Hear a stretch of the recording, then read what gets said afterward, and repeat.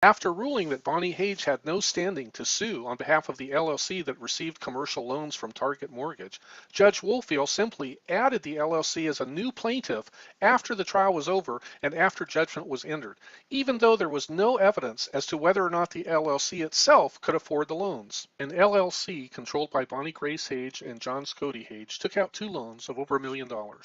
The Hages personally took out a third loan of $664,000. The total cash out was $705,000. The Hages claimed they gave $335,000 to a man they knew was a convicted felon, James Osborne. Target Mortgage and Nilda Meg argued that socialite Bonnie Grace Hage and her husband John Scody Hage had no standing to sue the loan broker for commercial loans made to their LLC. Target and Meg also argued that the Hages knowingly gave their money to a convicted felon and con artist. No loan proceeds were actually traced to the con artist, and the Hages had a duty to return the money to the lender if they didn't want to pay interest on it. Judge Woolfield of San Diego Superior Court first ruled that the Hages had standing to sue on all three loans. He charged Target and Meg with the interest, but not the principal, on the loans for 30 years. In his statement of decision, Judge Woolfield correctly identifies the plaintiffs as John Hage and Bonnie Hage and not SD 32nd Street Apartments LLC. He then claims at line 15 that John and Bonnie Hage are the real parties in interest and therefore entitled to recover damages to the extent they have been damaged by defendant's misconduct. At lines 21 through 24, he points out that in light of plaintiff John Hage's acknowledgement that he was aware, prior to his introduction to defendants, of Osborne's felonious past, their payments of money to Osborne will not be charged against the defendants.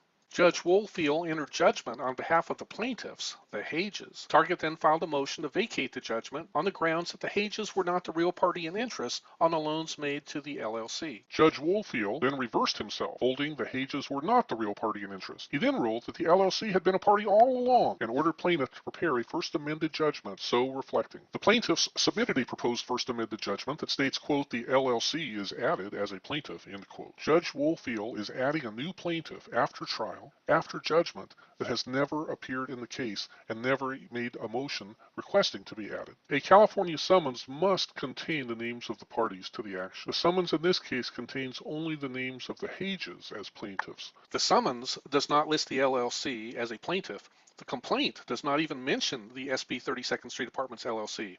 In fact, in the caption, the plaintiffs are listed only as John and Bonnie Hage when it asks who the attorneys are representing. It would be customary to name the plaintiff LLC and state whether it is a California LLC or some other LLC if in fact it was a plaintiff, but it isn't even mentioned in the body of the complaint. If the LLC had been a party all along, there would have been no reason for Judge Woolfield to make a special ruling that the Hages were actually the real parties in interest in his statement of decision. You can help the Mortgage Brokers Defense Fund shine the light on Judge Woolfield, Bonnie Hage and John Scody Hage, and their attorneys, Higgs, Fletcher, and Mack, to prevent abusive lawsuits like this one in the future. Will you please do what you can to spread the word?